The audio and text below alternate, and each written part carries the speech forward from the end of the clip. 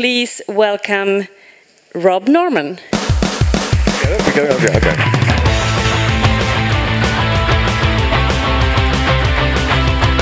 And his discussion partner, or yes, please, is Patrik Sandberg, the co-founder of Nyheter24. He gets a clap. Hello, everybody, and warm welcome to Rob. Swedish or English? We can do it in Swedish. Okay. Which one do you prefer? We'll do it in English. I think it helps people. You know, we can do both. Okay. If I do Swedish and you do English. Okay. Okay. So I was thinking about this. Chief Digital Officer Global. Yeah. How does it feel? Well, it's a good business card. It is? And it took me quite a long time to work out what I should do and what I should not do. So I realized that having a profit and loss account to be responsible for would be a terrible idea. And for both me and the company. And so what I figured was this, that there are 12 to 14 companies that are in the process of changing the world. Yeah. And they're supported by venture money, which helps other newer companies change the world. And there are about the same number of major client categories, automotive, telecoms, packaged goods, and so forth. So I figured that the smart way of doing the job was try and understand what drove and motivated the disruptors, try and understand what that meant in terms of threat and opportunities to the categories, and connect those two dots. And then the third dot to think about what our organization in GroupM needed to look like to stay in that value chain. And then you kind of overlay a bit of China here and a bit of Latin America there, and soon Africa. And essentially, I discovered also that you were very, very, very unlikely to get fired if you spent all of your life 10,000 meters in the air, because it's hard. That's a smart idea. Yeah, and it seems so far it's working out. Yeah, it seems so. It seems so. But no one knows I'm here, by the way. But that's really good. Yeah. Except for everybody following your Twitter, since I saw that you had like 10 posts today or something like that. Yeah, I'm told by my friends that I'm on Twitter and Facebook more often than a 9-year-old girl. Yeah. So that's interesting. But I mean, if you're like global head of digital, living in New York, is that like for people working in the media industry? Is that like nirvana? Is that like the final destination? Oh my, no. Could you go anywhere from there? Well, well, actually, the reason why you do it in New York is because you can go everywhere from there. New York has the best connections, albeit to the worst airports in the world. And I mean, our airports are disgusting, but many people land and take off from there, which is kind of good. And no, I don't think that New York is the center of the world. In fact, I'm increasingly certain that the world doesn't have a center in any sense. And I'm, as fascinated by M-Pesa and what it's done to enable payments and mobile commerce in Kenya as I am by Tencent in China and their ability to monetize an application like WeChat, whilst everyone in the West kind of laughs at Facebook because they bought WhatsApp. But if you look at what WeChat has done with what Tencent's done with WeChat, and it's now a payment mechanism, you can run the equivalent of Uber from your WeChat account, then you have to see the world from many different angles. And obviously from the business point of view, our customers have been traditionally global brands, and we've been a kind of export partner for them around the world. But that's changing too, because as Martin Sorrell says, and it says in my contract that I therefore agree with everything that he says. And what Martin says, we live in a world that's both global and local now. And whilst you can think globally about macro trends, and you can think about global brands, and you can think about global technologies shrinking the world, the fact is that activation on the one hand and innovation on the other hand are both incredibly local.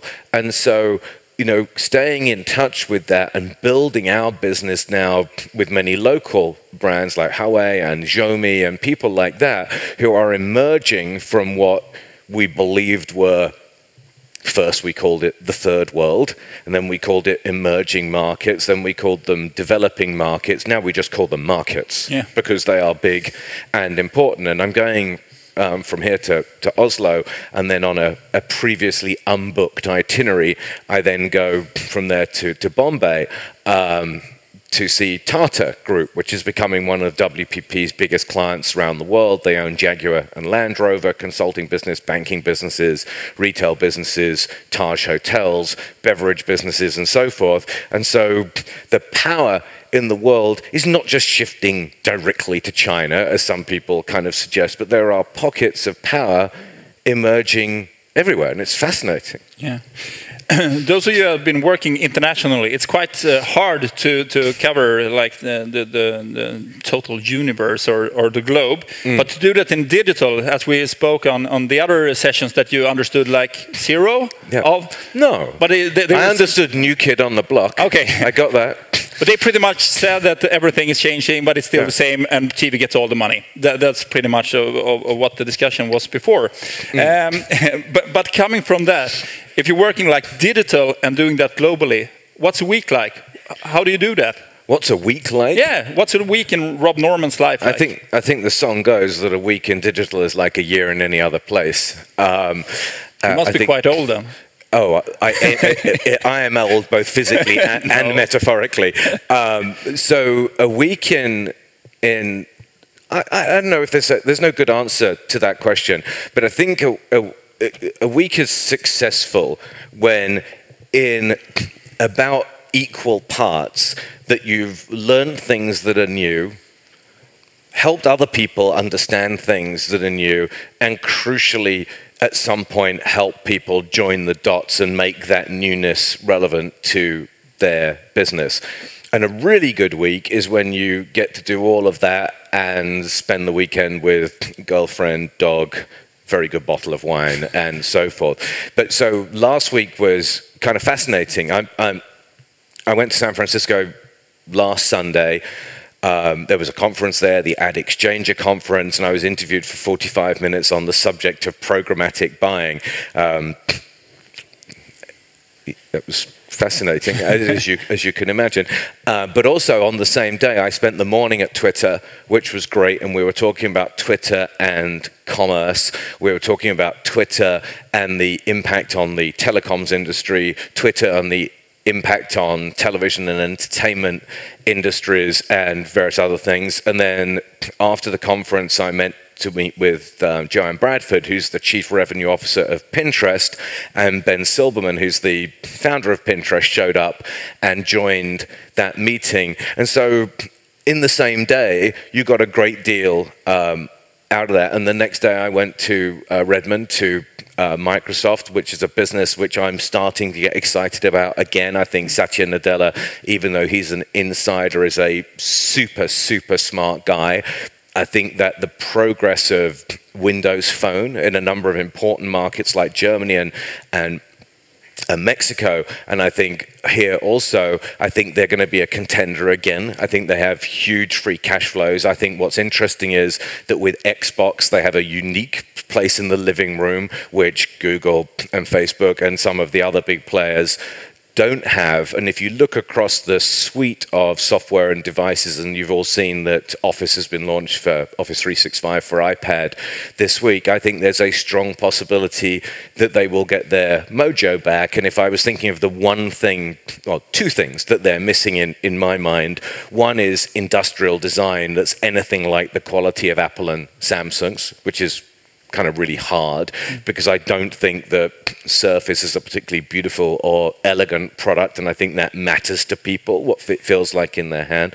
I think their other challenge in the ad business is that the thing that distinguishes LinkedIn and Google and Facebook and Twitter and Apple is that they have persistent, unified login ID customers. And having that as the root of your data structure for ad sales and marketing is a significant advantage over both Microsoft and Yahoo.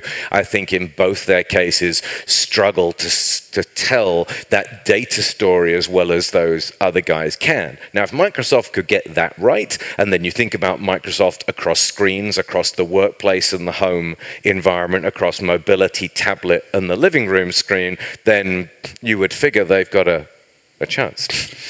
You don't get paid by Microsoft by any chance?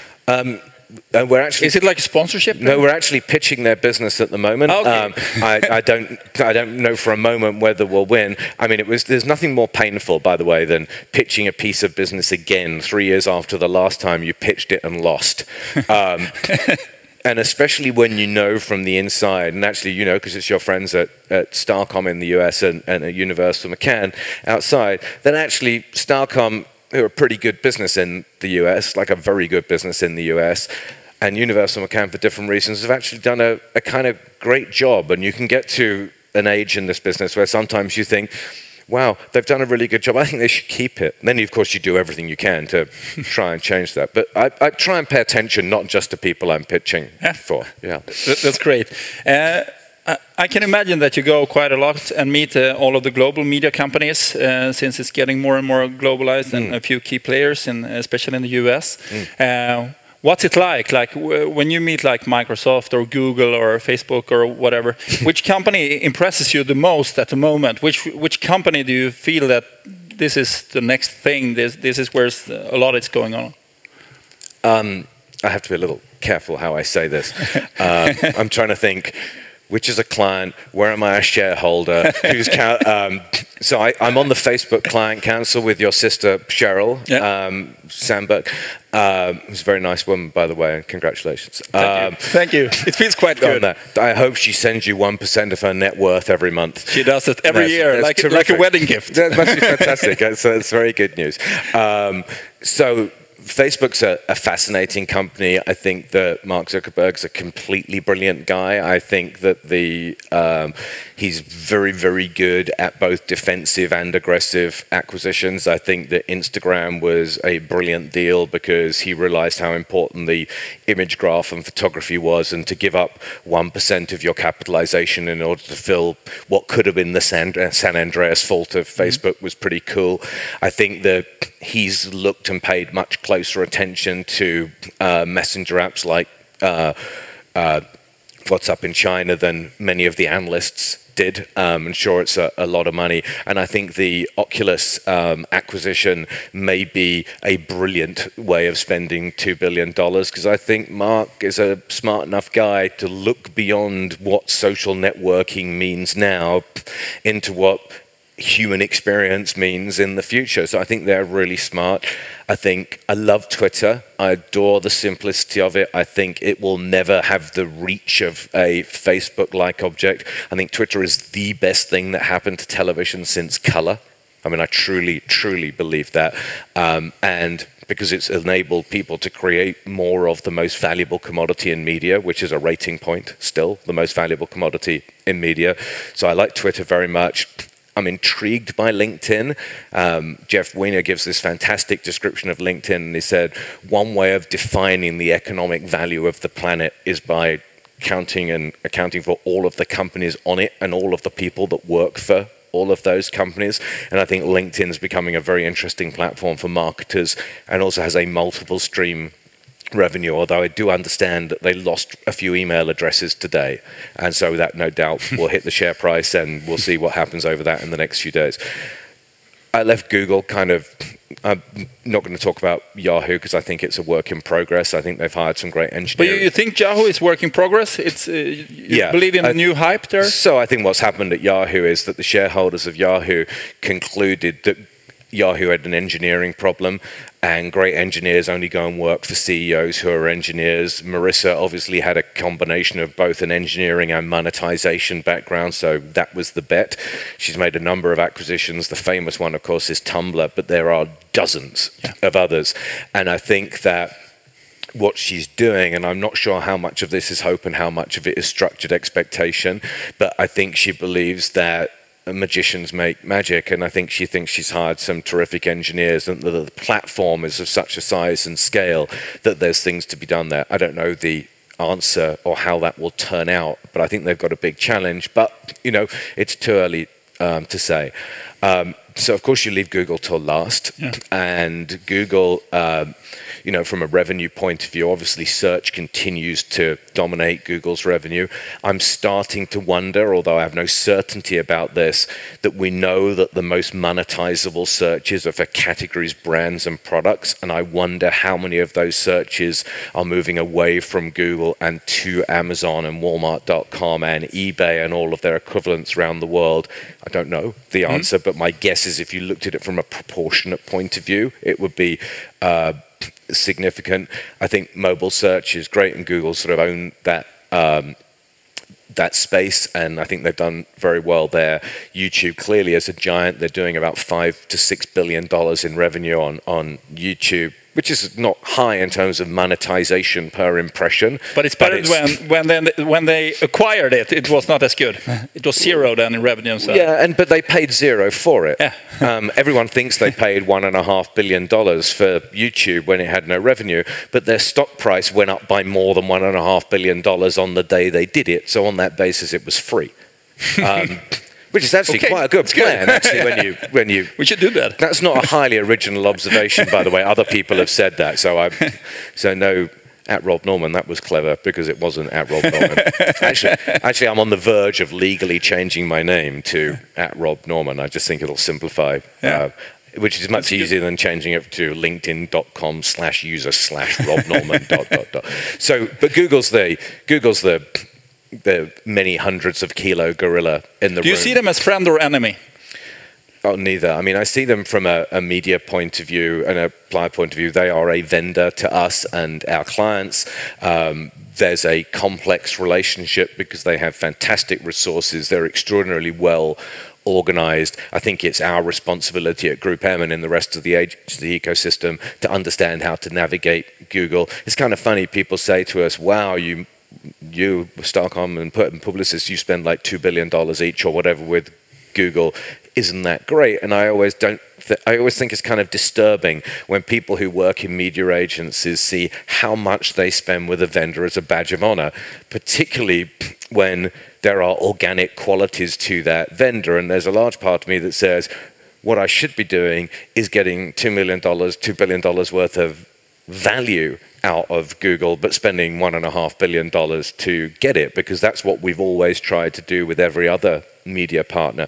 And so it's challenging, but I love what they're doing with Google X. I think that some of their stuff is unbelievably ambitious and will work. I think the autonomous vehicle thing is intriguing. It's even more intriguing when you think they invested $350 million in Uber.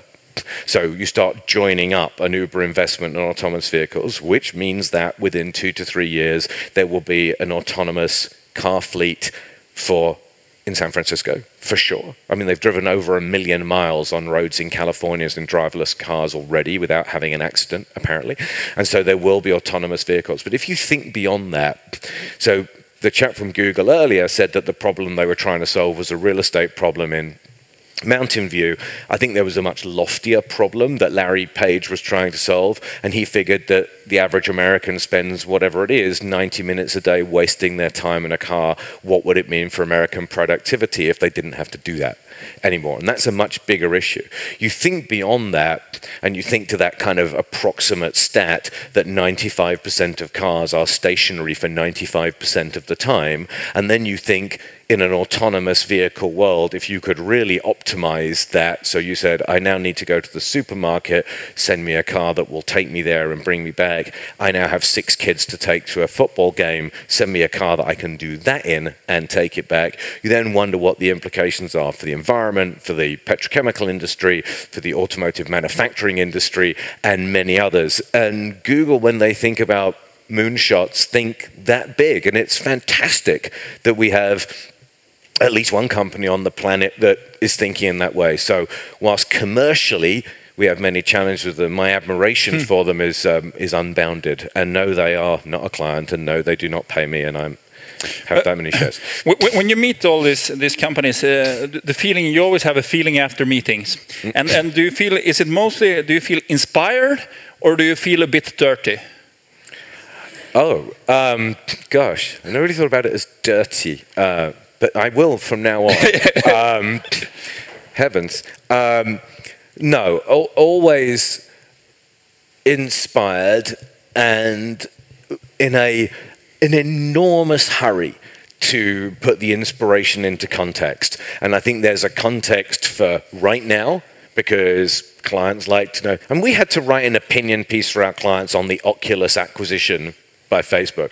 I'm here to tell you that in the next 6 months, none of our clients are going to be doing anything meaningful with Oculus and Facebook. It's not going to happen. So I like to think about the context, and what you have to try and do, so I say this, is what I try and do is find where the efficient frontier of innovation is. Because if I said, I need Oculus experts in every office and every GroupM agency in the world, we'd be bankrupt by the time I'd finished doing that and still not taken a cent of revenue. But what I do need to know is where the efficient frontier is when the change and the innovation affect clients at a sufficient level of interest which will lead in a meaningful time period to scale and get the business in shape for that. So I never feel dirty. I'd like to more.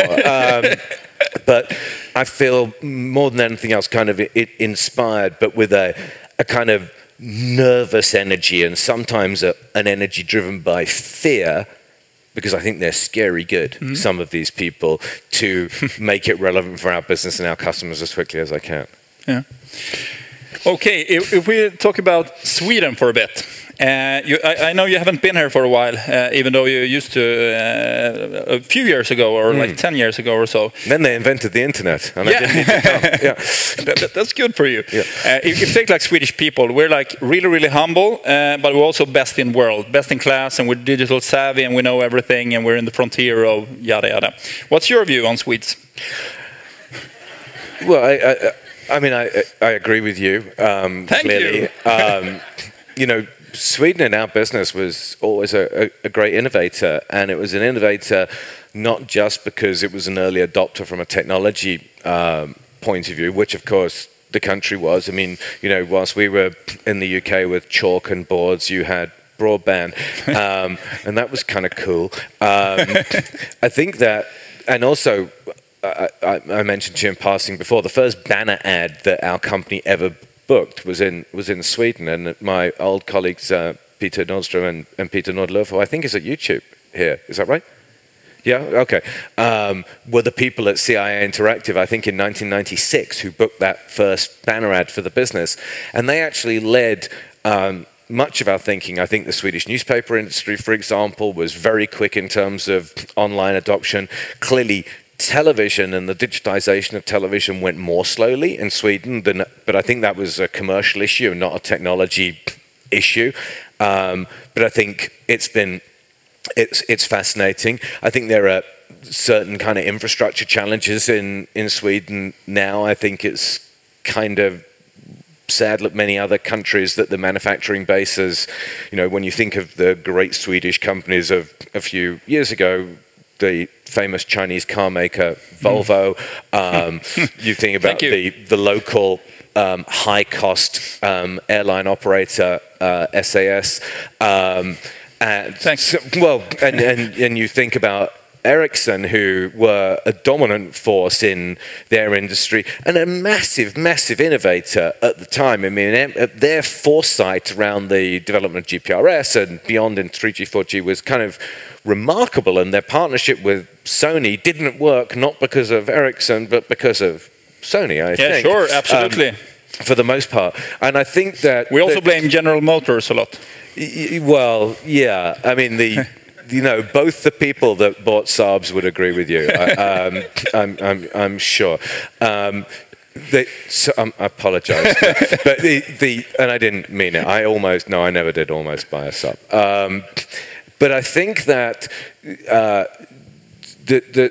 actually Sweden, like much of Northern Europe, has maybe become a little defensive over the last few years. I think there is a fearlessness, particularly in Asia, and there is a fearlessness in parts of North America, mostly the furthest west part of North America, and there's a fearlessness in a couple of markets in Latin America that those people are not dealing with an installed base of industry, an installed base of communications infrastructure, and vested interests in the status quo. And I think that many of us kind of professionally and as nations, when we see new things, we spend a lot of time trying to put it in containers that we understand and contexts we understand. And what's become clear when you look at where innovation is really driving in the world, that those people, and forgive my Norwegian, don't give a shit about those containers.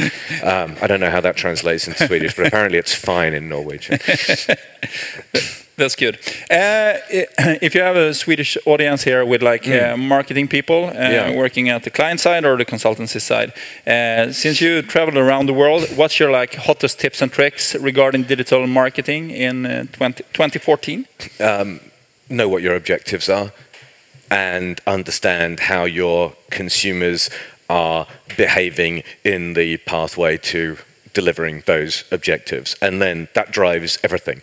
I think that there's the market has been characterized sometimes by a lack of patience, almost, people wanting results like this, where sometimes it takes longer. I think that the market's been characterized by a much too vigorous drive to the bottom of what we called the purchase funnel at the expense of long-term brand effect. I think a click-driven industry is a horrible industry in the long term, and I think How do we change that? Well, I think the good news is that because of the amount of video consumption, as we heard on the last panel, which I understood enough. Oh, that's good. Yeah. So you can only be so rude to me in Swedish before I work it out.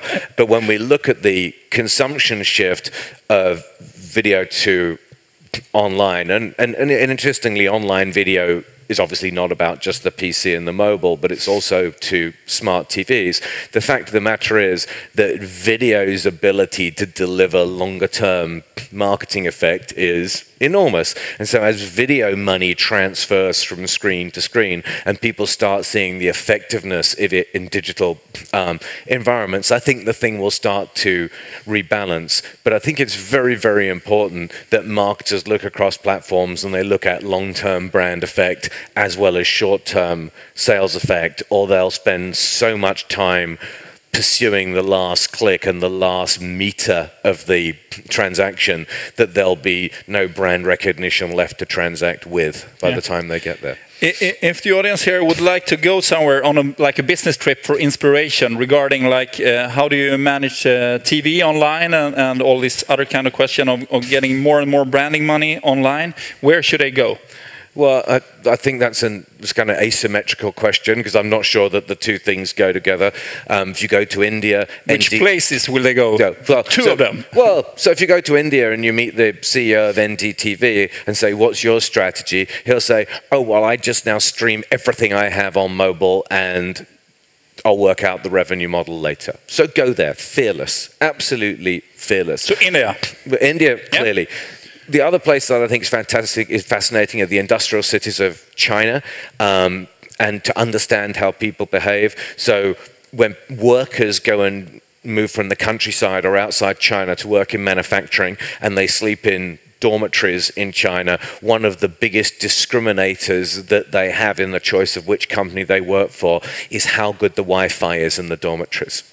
Now, that tells you an enormous amount. So this is the land of $50 Android and people who are working on much less money than we're working on, but who discriminate because if they've got fantastic Wi-Fi in the rooms, it means they can consume video from anywhere else in the world. And if you think about a new kind of paradigm of consumer behavior around those sorts of things, it's fascinating. So India and China clearly are vitally important. The Valley is interesting. If you really want to be interested, you go and spend time with the venture money in the Valley rather than necessarily with the titans that are already established, because it's the venture money that tells you where the next So why are you in New York? You should be in the Valley. I was in the Valley last week. I'll be there next week. So, you have your share of time there. Yeah, I mean, you know, if I have the travel lifestyle of an international jewel thief and the ordinary lifestyle of a tired, screwed up, bag carrying businessman, but that's life.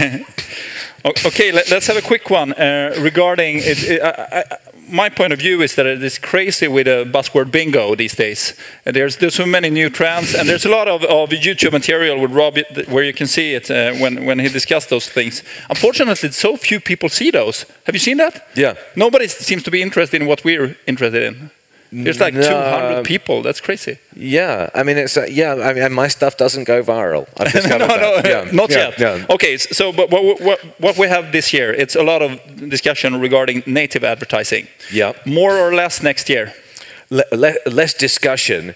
For sure. Yeah. I think native advertising, you know, my view of it is that it's only really native if it follows almost all of the form, function, and context of the platform that it appears on. So I see in-stream newsfeed ads on Facebook and Twitter ads as being totally native and organic. I think most of the other things that are called native advertising are really monetization opportunities for below-the-fold inventory that provide links to other content, and that's a different category, which is content marketing. And I think content marketing... That was my next one, content marketing. So content marketing is different from native advertising. It's often the destination for things that masquerade as native advertising. Is it new? Is content marketing new? No, but it's now much easier to distribute. Yeah. And programmatic, what's your view on that? Yeah, everything that can be commoditized should be commoditized. It's completely wrong to think of programmatic simply as bottom of the funnel or low-end inventory. I believe that programmatic is absolutely the future. My expectation will be that probably by volume of impressions in our most developed markets, we'll deliver between 60 and 75% of impressions programmatically within 3 years. I think by value, it will be a smaller amount because there will still be big premium, high-touch deals that aren't executed programmatically. But when the machines can talk to the machines, then you have a great time, because the less people we have in the business doing Excel, that suits me. The more people we have thinking about what rules to set the machine and how to instruct it to achieve the right end game, the better. And I think it's better for the people coming into the business too. Yeah. Thank you very much for those answers. I know that you put up yourself like a definition, or how do you measure success as a chief digital officer? So. Yes. What's your point of view? When have you reached your objective, and what will happen then? Well, clearly the objective is redundancy. Even better, the objective is to be fired the day before you achieve redundancy, because the financial implications of being fired are always so much better than quitting. Although not as good in America as they are in Sweden and Holland in particular, where it's terrific. The best business model you can have is to get fired, as far as I understand.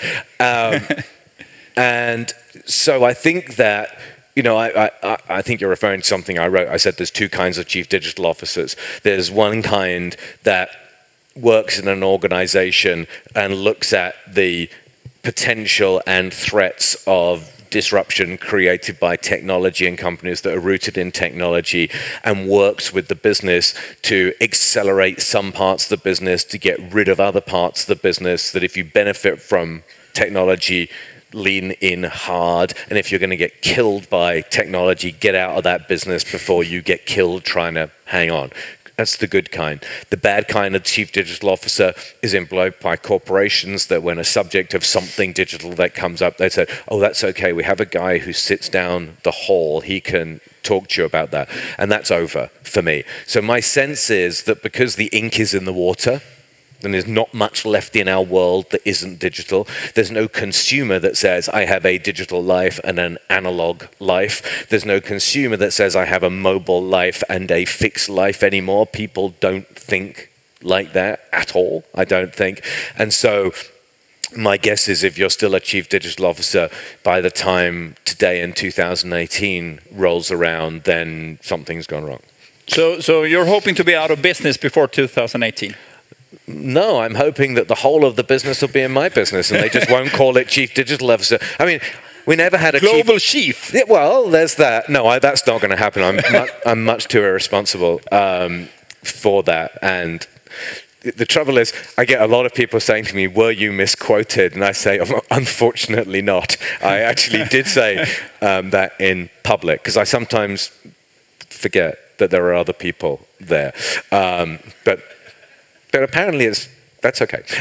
So no, I think that we never had a chief analog officer in the company, and hopefully, and when. Are you assuming for that? Yeah, and actually, we didn't always do this. When in television, we never appointed a chief color officer to replace the chief black and white officer that was there before. And so all of these terms are kind of a bit silly, and they're just a proxy that says we need to accelerate in some space or another, so we'll call someone that. Yeah. And hopefully, organizations will be intrinsically digital, so the need will go away. Yeah. I have almost a final question. Yeah. Have you seen the movie Bruce Almighty? No. You haven't? No. Do you know what it is? No. Jim Carrey, That's the reason why I haven't seen it. I saw The Truman Show was the first Jim Carrey movie I saw, and I thought, wow, he's actually pretty good. And then I saw another one of his movies and nearly shot myself, so I haven't seen any of the others. Because I was thinking about you when I saw Bruce Almighty, or I was referring to Bruce Almighty when I read about you. This is worrying. He's turning into God. And then he's singing the song, I've got the power. And do you feel that way? He's going around in the world, I got the power. Right. Is that you? No. 10 billion in billings. Well, okay. So are you the most influential person in the world? Wow. No, so no. $10 billion. Yeah, no. 10 sorry. Yes, it's interesting. One of the big expense items that I had last year was very difficult to get through WPP. As I had a large volcano built, inside which is my office and the rest of my secret lair, from which I control on a day-to-day basis and at my fingertips that $10 billion. So here's the problem with that $10 billion. It's not our money. Really? No. Is it your money? Is it? Is it your money? No, it's not my money, and it's not GroupM's money or WPP's money. The money belongs to our clients and the shareholders of our clients. The way those decisions get made, corporation by corporation, market by market, brand by brand, and so forth, means that absolutely, if you add the number up, it gets to a big number, and what it does is it gets you, I mean, God knows, you can get a meeting with anyone, right? Yeah. But is it power? No. Is it the responsibility to understand things? Sure, but it's not power. Last and final question then, regarding that note. How does it work? Do you call Mark and say, come over? Or does Mark call you and say, please come over? Which Mark? Zuckerberg. Oh. Which Mark? You know which Mark. Well, it could have been Mark Reed, who's WPP's Chief Digital Officer. No, the real Mark. Mark Zuckerberg. The real Mark. Neither. Is the answer to that. When you call him, he's coming over in like 5 minutes, right? Never, no, and I should, and I wouldn't call him either. David Fisher, actually, who's someone that some of you will never have heard of, is but David's the Chief Revenue Officer of Facebook, and so if you want something done at Facebook, so Carolyn Everson, who some of you will know, and I'm sure she's been to Sweden because she actually gets around the world faster than I do it, and in much higher heels, which I think is remarkable. I would have loved to have seen her on those steps, by the way. And she's a good friend, and luckily they all are. But David is the guy that you go to when you want something done from Facebook that either you're not happy or you need something else done. And you work with David and Carolyn to do that. At Twitter, you do it with Adam Bain. And frankly, Mark doesn't get involved in that. Google's kind of interesting, though, because when you have a problem with Google, you try and work out what kind of problem is it. And so is it a Damien Burns problem, who looks after our WPP's business? Is it that kind of a problem? Is it a Matt problem, who's the CEO of EMEA? Is it a Nikesh Arora problem, who's the head of business, which is a great job title? He's the head of global business leader. That's even Google. Better than your job. Yeah. Oh, poof. And he's so much richer. It's kind of horrible. I mean, but like really embarrassing. And also the thing is, he didn't kind of even invent the damn thing, and he's really rich. The others I'm good with. or is it a Nikesh problem, or is it a Larry and Sergey problem? Because if it's a you should always call the owners and the founders. Because below Larry and Sergey, it's a business issue. But if it's a Larry and Sergey problem, it's kind of almost religious. And how you deal with Google really depends on who the problem lives in. So part of understanding these companies is understanding where to go. And so the idea of having an issue with a client or an opportunity for a client and thinking, I know, I'll pick up the phone to Mark Zuckerberg is just stupid. Okay, so go to India, go to China, and go over with Rob and then take a drink together with Mark Zuckerberg. Yeah, that was the final words. Thank you very much, Rob Norman. Thank you. Thank you, everyone. Oh. Small gift for you. Thank you very much. Thanks so much. It's difficult with okay. We don't do that in Sweden, you know. We only hug, you know, like this. That's so much better. So nice. Thank you so much. Thank you.